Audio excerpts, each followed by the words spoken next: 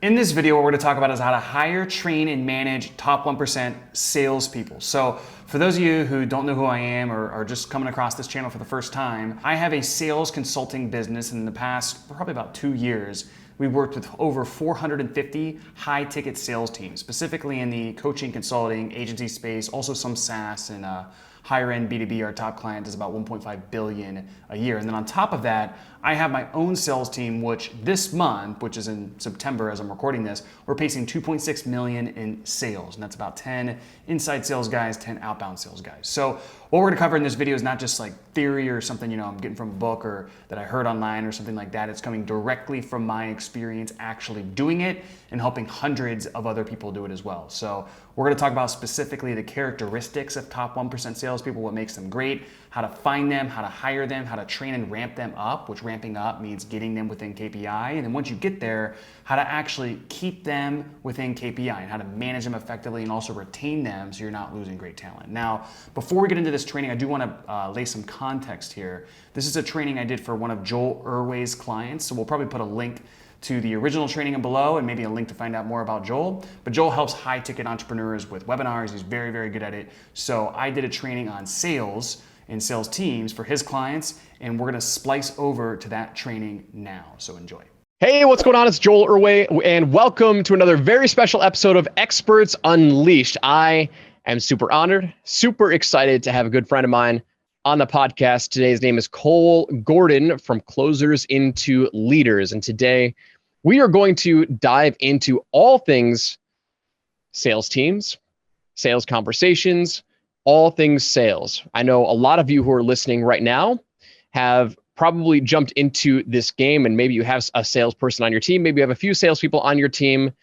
Maybe you've been struggling to recruit a salesperson, a solid salesperson on your team. I wanted to make sure that I had Cole come on the show and talk about all the things that he does to manage a great sales team.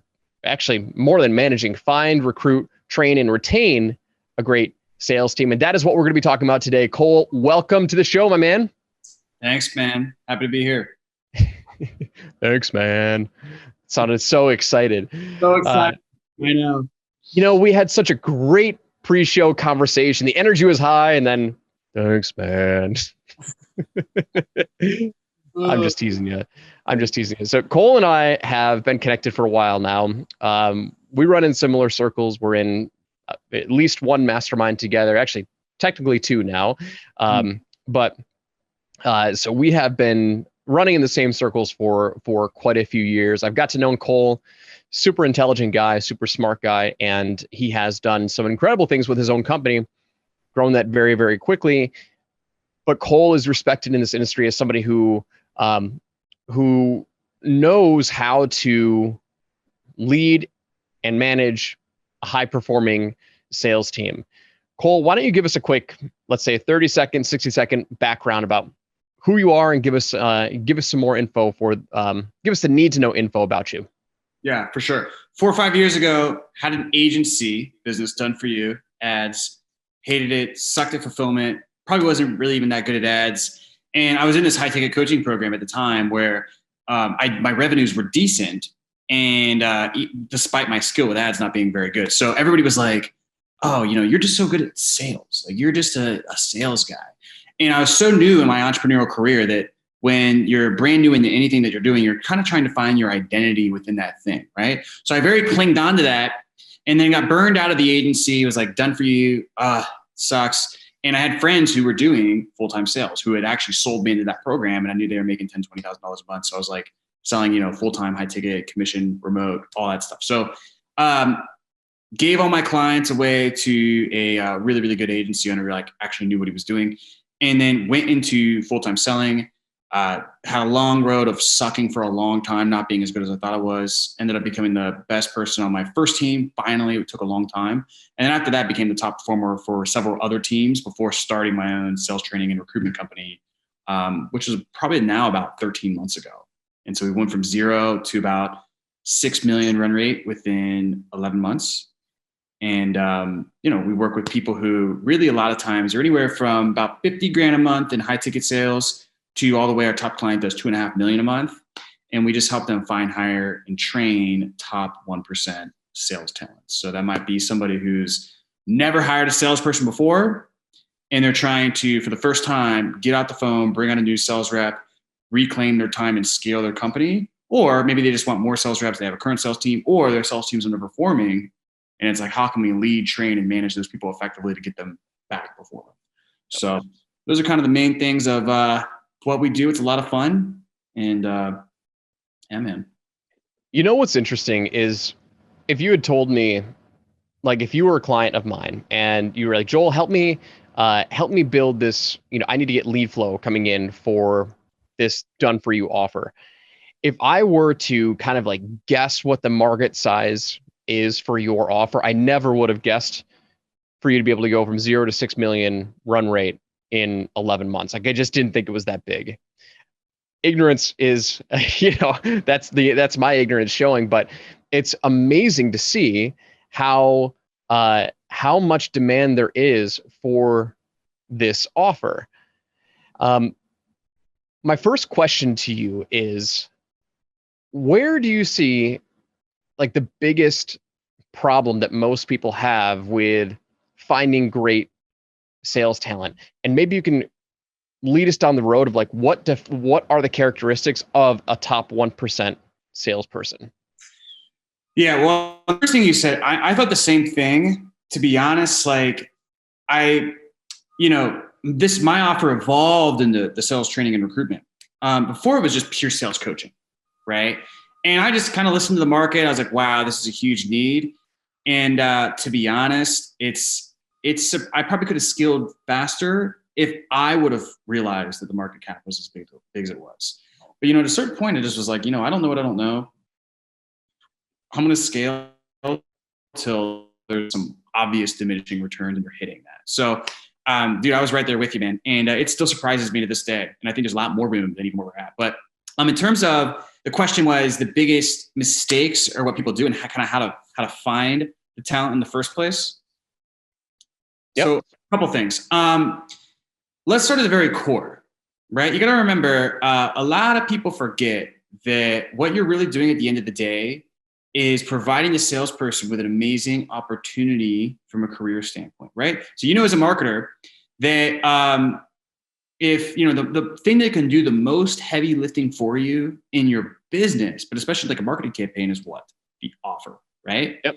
Offer could do a lot of the heavy lifting for you. Well, lo and behold, when you're out there trying to recruit a sales rep, you're operating in a marketplace, okay? And the best people will gravitate towards the best career opportunity, AKA the best offer. So I always want to look at, what type of offer are you putting out there? What type of career opportunity are you putting out there for the reps, okay? So there's a few things that makes this up. There's obviously the comp structure, right? More particularly, like what are the on-track earnings? If they hit what you would like, let's say you're closing 20 to 30% and you're closing this amount of contract value. When you overlay that with the comp structure, what would they be making a year if they just do what you do, right? So what's the earnings potential within the position? Another big thing is like, what is a lead flow like? I'm not totally like all about, oh, you should only do inbound leads and no outbound or whatever. Like I love outbound. I love prospecting. I think any salesperson who wants to be at the best should be able to do both. But if you have amazing quality inbound lead flow, that is more attractive to the sales rep. Yep. Also like how good is your actual offer? If like there's certain companies we work with that, their offer is just amazing. They have a great brand story, a great, their testimonials are insane. It's like the offer is super transformational. It like really impacts the people. The sales reps are getting messages a week later, like prospects are thanking them for enrolling them and selling them. That matters. And then the final thing that makes up a good offer for a salesperson, a good career opportunity for a salesperson, is the culture, right? Particularly like how good of a leader are you, right? Is the culture like sticky? Like do people like love being a part of it? How good are you at communicating vision, mission, and values, right? That's huge. Can you enroll them into the larger vision? Because people are more apt to perform and work really, really hard for something that they perceive as bigger than themselves. Look at Amazon, look at Apple, look at all of those companies. That's actually a higher driver than pay by far. So that's probably the one people most miss out on. But those 4 keys there are really what you want to look at in terms of your career opportunity, because the inverse of that, where most people screw up, is they, have this mentality of, oh, I'm on my high horse as an entrepreneur, this sales rep should prove what they can do for me and just go out and hunt and get me business before I even like invest in them at all. And then they just the only people that they end up getting are really flaky, inexperienced reps who suck, because all the experienced ones are going to the good offers. Mm-hmm. So one of the things I try to do with clients is, sometimes they don't have this issue. Some of them, they do need a little bit of a reset because they're not empathetically looking at it from the sales rep's point of view. And I'm like, let's just rework how this offer is structured. And then lo and behold, now we get better people. Super easy. So that's the first one. I have some more stuff in terms of how to actually find the people once you have that. But I'll turn it over to you if you have any thoughts on that. We can wrap on that for a second. I think where the biggest aha moment for me, and I would love to hear your feedback on this, is for the entrepreneur who is looking for a sales rep, right? One of the things that you mentioned is the entrepreneur has to have the leadership qualities, and you said the biggest driver, overpay, was getting the sales rep to buy into the bigger vision, the bigger mission of the company, right?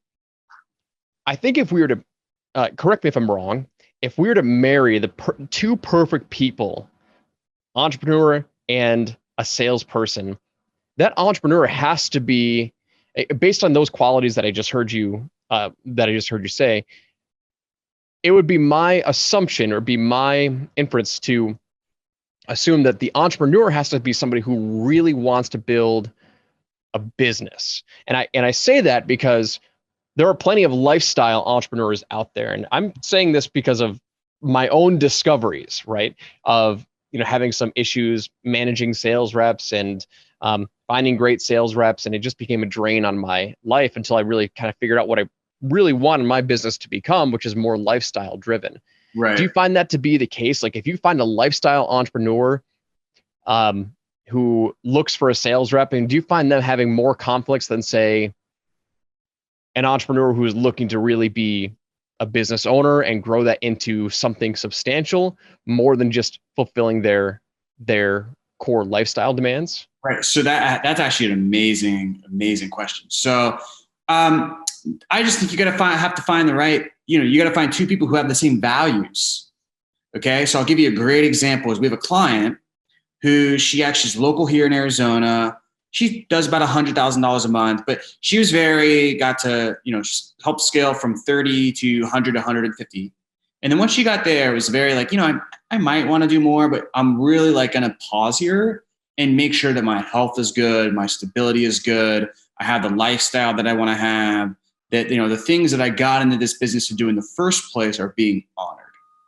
And that's really, really good. That's self-aware that you're able to do that, because it's easy to get on the scale train, right? And I'm like, okay, totally cool. And then when you look at her sales team, they have the same values. They're all very they're getting into this for those same things, right? They're a commission-based remote sales rep who's doing high ticket, 1 or 2 call close, pretty short sales cycle, because they want to travel. They want to be able to go to Europe and still take calls. They want to be able to, make their own schedule and, have kind of time in the morning for their families if that's the thing that they want to do, or, structure things on their terms.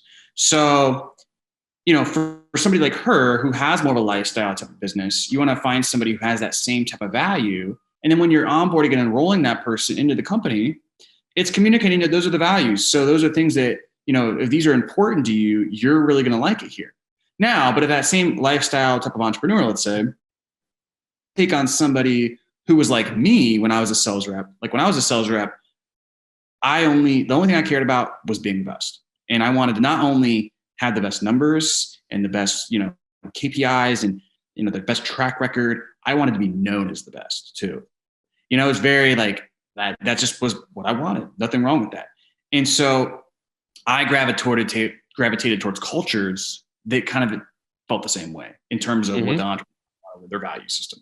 So it's just one of those things where the more clear you are with whenever I think you're hiring on employees, team members, the more clear you are with your values and what the culture really is. Like the product of a good culture is repelling the people who are not a right fit and then really sucking the people in who are. And then that helps build retention as well.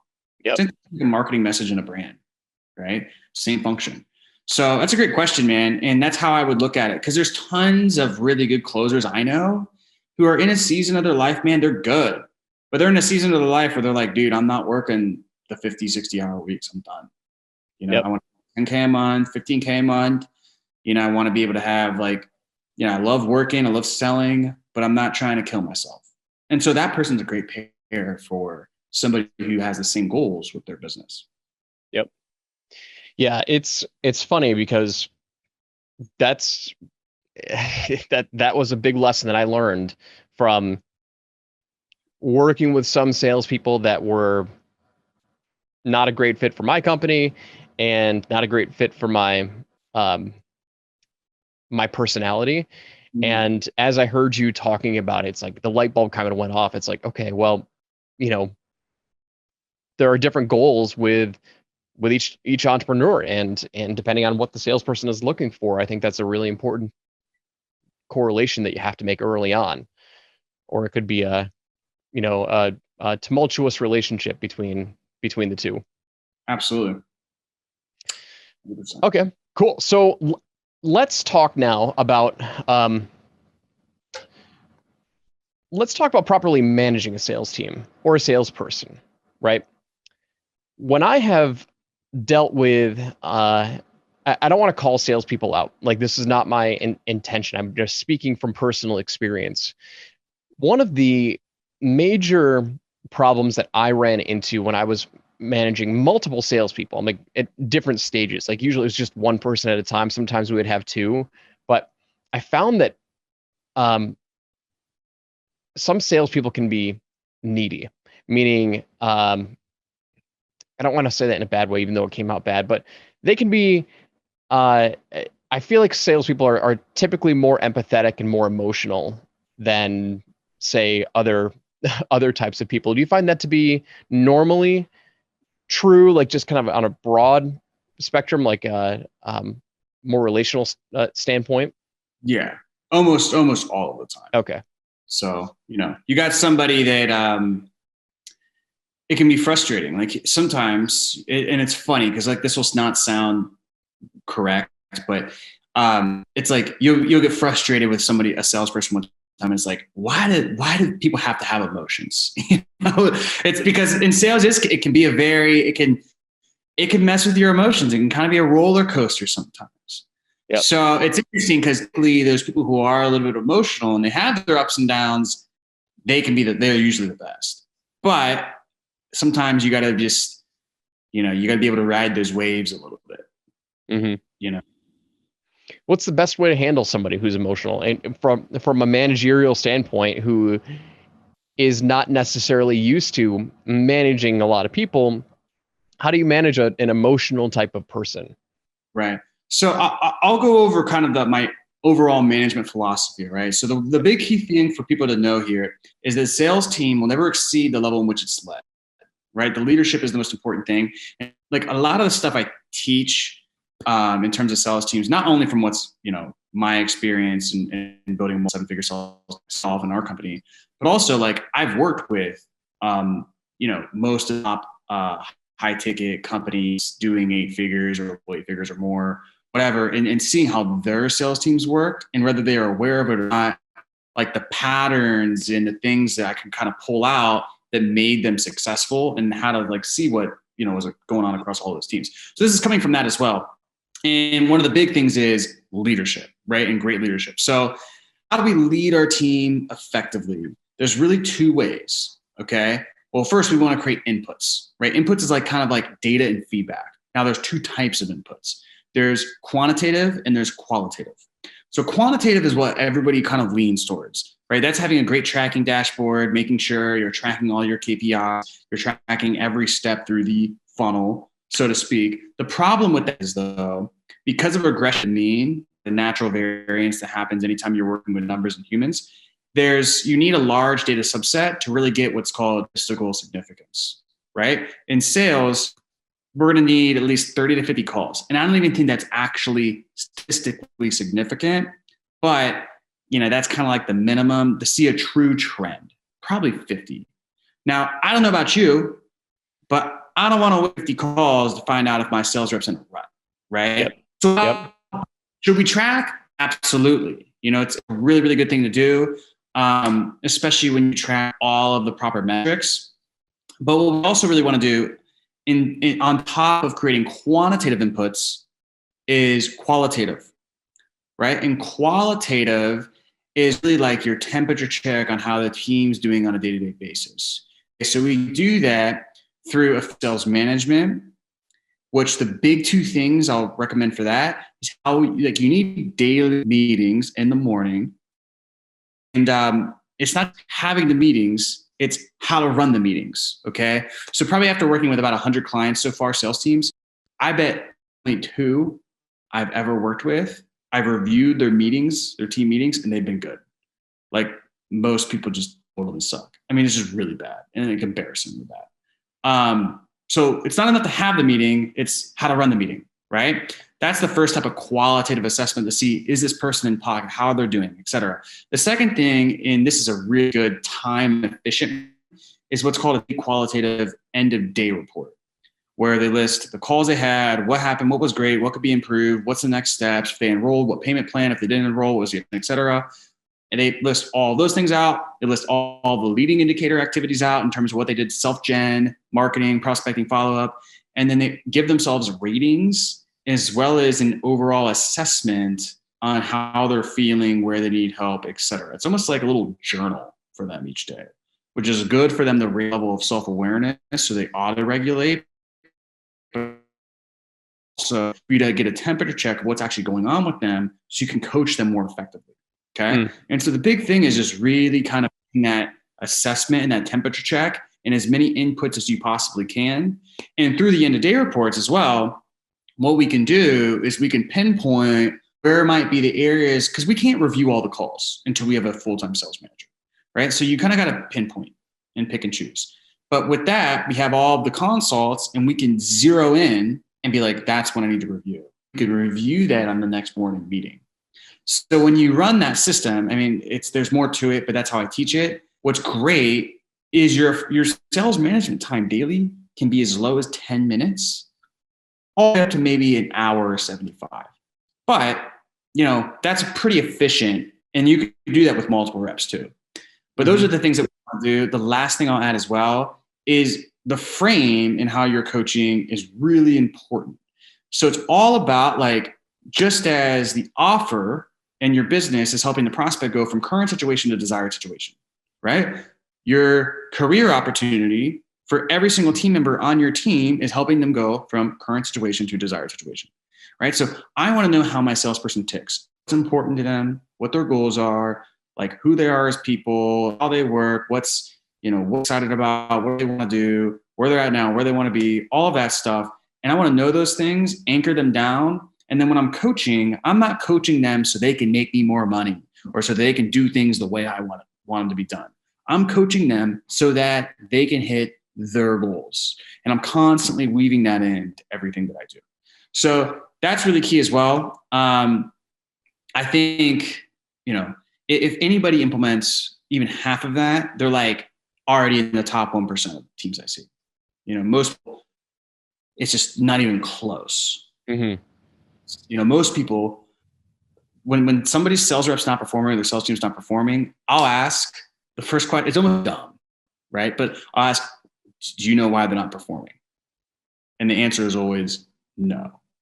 And there's no shame in underperformance. There's only shame in not knowing why, right? So we want to have a relentless pursuit of clarity to find out what the real problem is and to see the problem as clearly as we can see it. Because usually when you fully understand and see the problem clearly, the answer is dumbly obvious. It's duh. You don't need to be an expert sales trainer to fix that problem once you are able to see it super clear. It's just obvious, So That's my sales management spiel, man. Yeah. I mean, so there's clearly a process for everything. There's a process for management, there's a process for coaching. And, reading a bunch of leadership books over the past couple of years, you start to realize like, you know, uh, everything in your life is really about being coachable or being coached. Like it's leading people through a process, whether it's your customers, whether it's your leads, whether it's your staff members, your employees, right? It's all about leading them through whatever situation that they're in. I mean, you nailed it on the head with everything that you said. I've never heard sales management explained like that. Um, most people, it's all like hire a 7-figure closer and get these closers, and it's Yeah. it's this misconception because there's so much more to it. So Yeah. much more to it. I mean, that's what that's the selling what they want, give them what they need, right? It's I was really going to say that. So it's like my marketing, somebody might say, well, of course, the most important thing is leadership, but I saw an ad and it said, let me give you a proven sales rep on a silver platter, right? But look, like I found after testing, like I'm very like, you're always kind of in this dance with the market, right? And it's like, you're seeing what they respond to, what they don't. And I'll never forget one day I was doing a launch, or one week I was doing a launch, and we had like this first burst of enrollments, and then like I went through like day 4, I think it was 2-week launch or something like that. So like day 4, day 5, day 6, day 7, like crickets. Just couldn't. It's like couldn't get anybody to respond. And so I started to steer the wheel a little bit. I'm like, okay, well maybe let's go this way. And I'll never forget, man, I started talking about sales teams and recruiting and just, I started harping on those strings, and it was like, just sold out like crazy. And that's when I knew it was like, that's the demand trigger in like the marketplace, is this sales rep thing. And so that's always what I, give them what they want. But what I really try to do with everybody is cultivate. I mean, very few people, sometimes they actually have it. And that's like, that's great, but usually they don't. So it's like, give them the rep, but I'm also like cultivating them as a person and as a leader, because even beyond the sales team, if you want to scale from 100 to 500 to 500 to a million, like you got to be good at managing people and leading people and really like helping them and coaching them how to make decisions, right? Every single client I've had of above $1 million a month, the organizations I've been a part of that have been above $1 million a month, they all have that. Right. So it's like, I know if every single one has it, I know it's a sign. I really try to, when I can get that in a client, they just crush it. Like it's just a game changer for them. Yeah.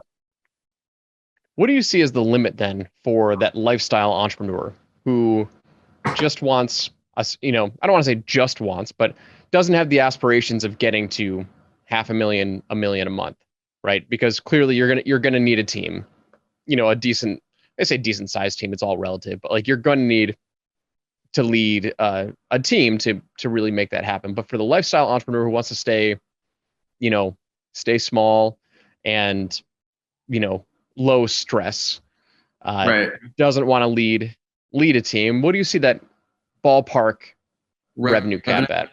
Yeah, I would say anywhere from, it depends on your model, right? I can tell you my personal experience. I was at about 100 to 150K a month, 85% profit margin. And I was sitting there thinking, is it worth it? Like I can see 500 grand a month. I can probably do $1 million a month eventually. Like I'm pretty confident if I want to deal with the BS that it's going to take to get there. I have many clients there. So like I kind of know the path. And it's like, I'm just always asking like, I think my health is really important. My social life is really important. I think, is it worth it is a really important question. So I know for me, it was at about 100, 150 and, and with really good margins. And that's where I was like, is it worth it? And I obviously chose to scale.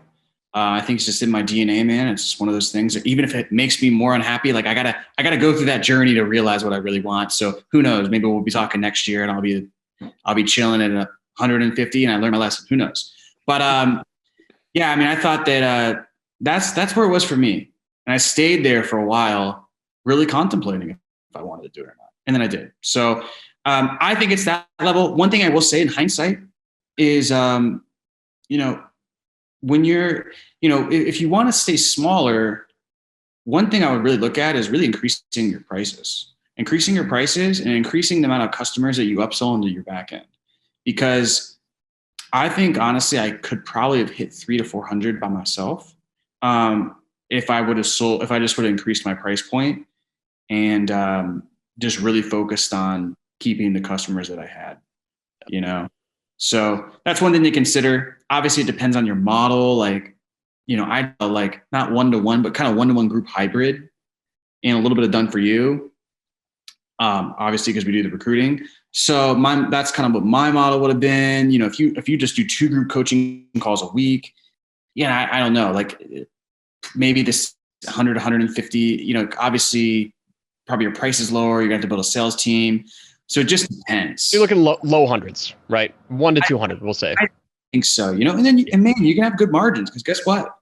When you build a team, you start cranking money on ads, you start paying out huge commission checks, your margins go down. Okay. So you might be making, one thing that's frustrating is like, and I've seen this in clients is like, well, we tripled.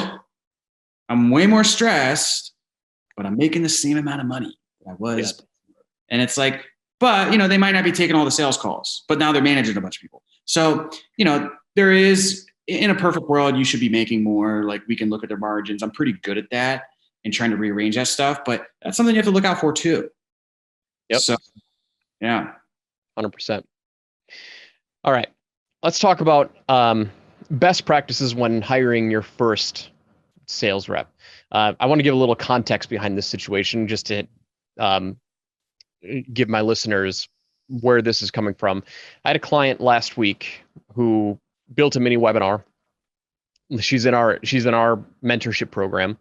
She's crushing it. I mean, for all intents and purposes, brand new offer. She had never sold this before and instantly filled up her calendar. I think the first 5 weeks, she did like 35K. And so she's quickly trying to find a sales rep to get her off the phones. She found a sales rep and literally the first day she quit after like the 3rd call. And so now my client is freaking out because she's like, what do I do? It's, going through this whole cycle again. Yeah. What do you see as like the biggest mistake somebody makes? I don't really know her process of how she found the sales rep. I don't know the background, but how common is that story? Maybe not exactly, but like a sales rep that quits very, very early on.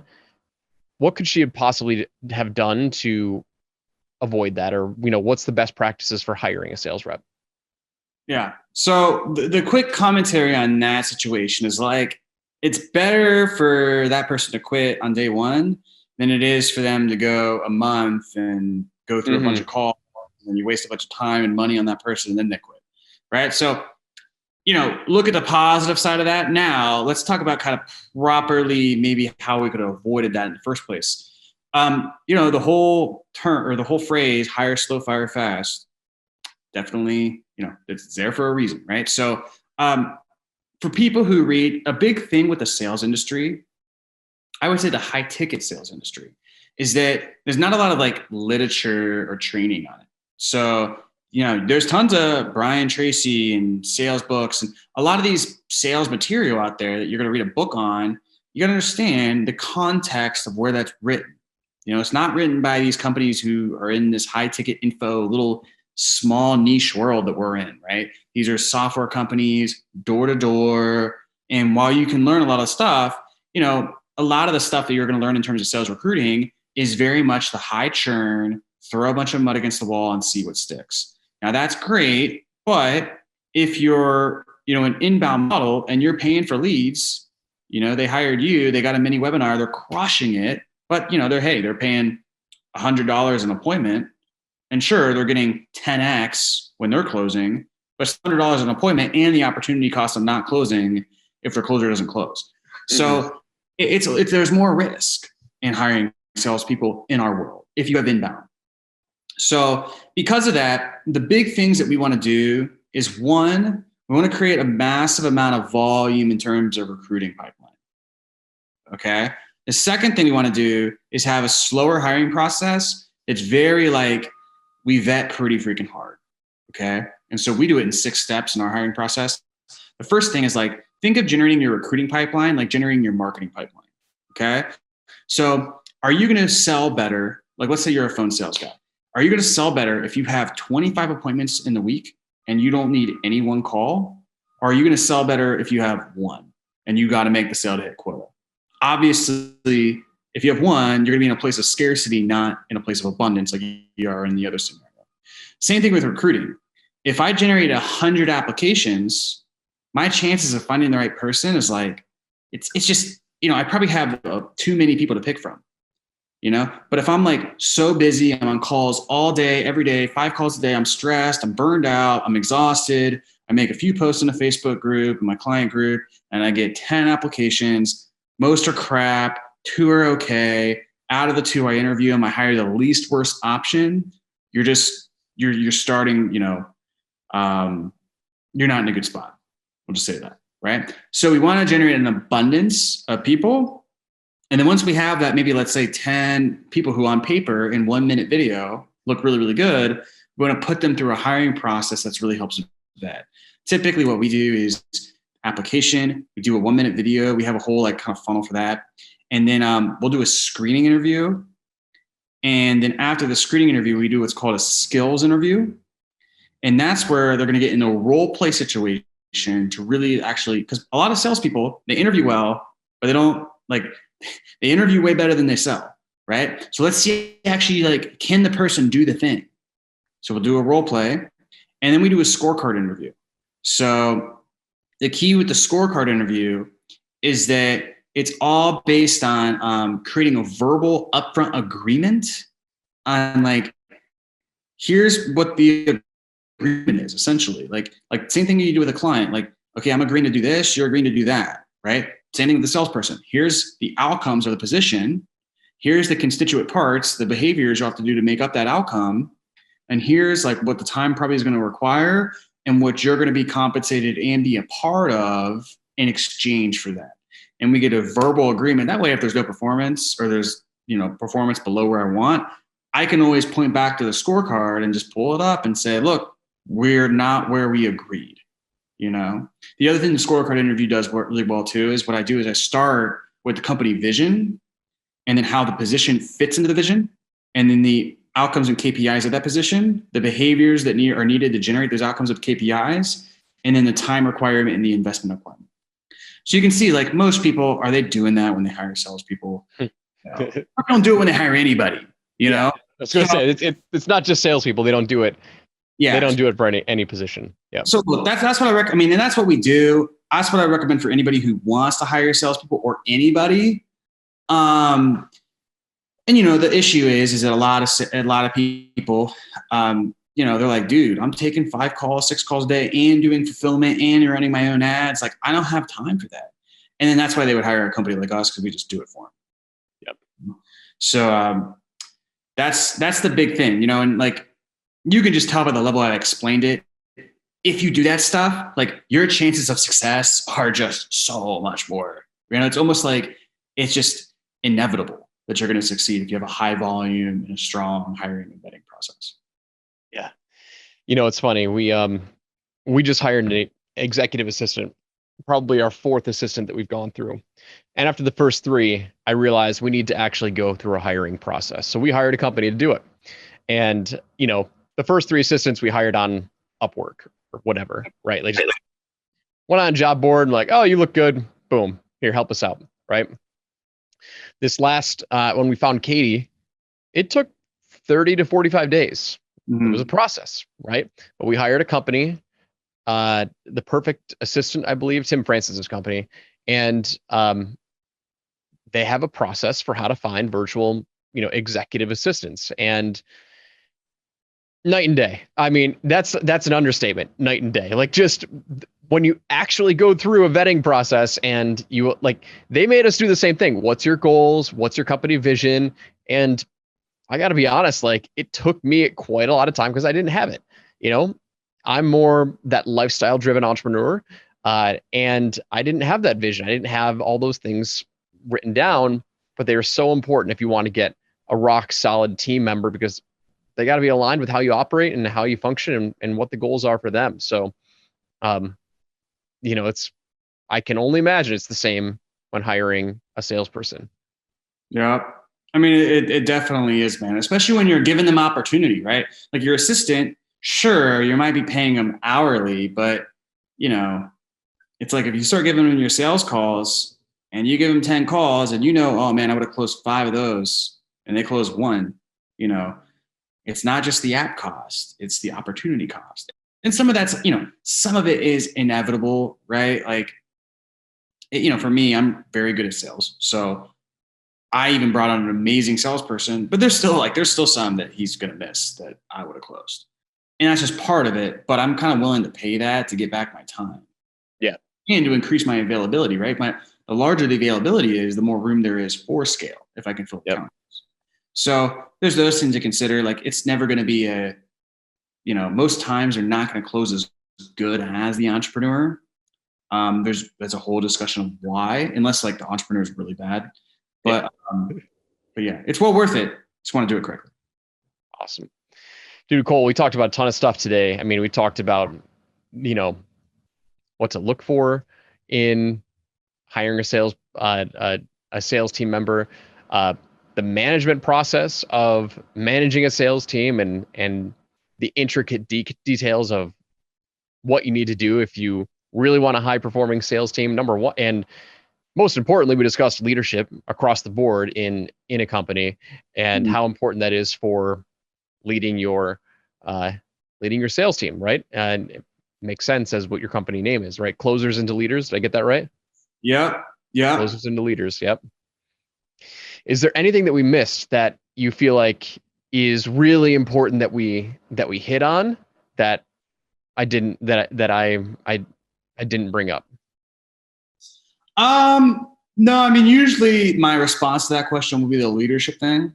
It's huge. And it's something that like, it's one of those ugly things that nobody wants to work on, but it's actually my favorite thing like once I get people receptive to it, it's my favorite thing to coach people on.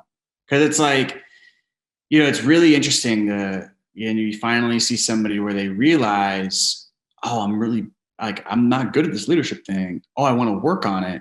And like, you'll see how much they just grow. And it just makes like, when you get that down, your ability to scale. And even if you're a lifestyle guy, man, like as soon as you really, really get it down, like you get a lot of your time back and it's nice.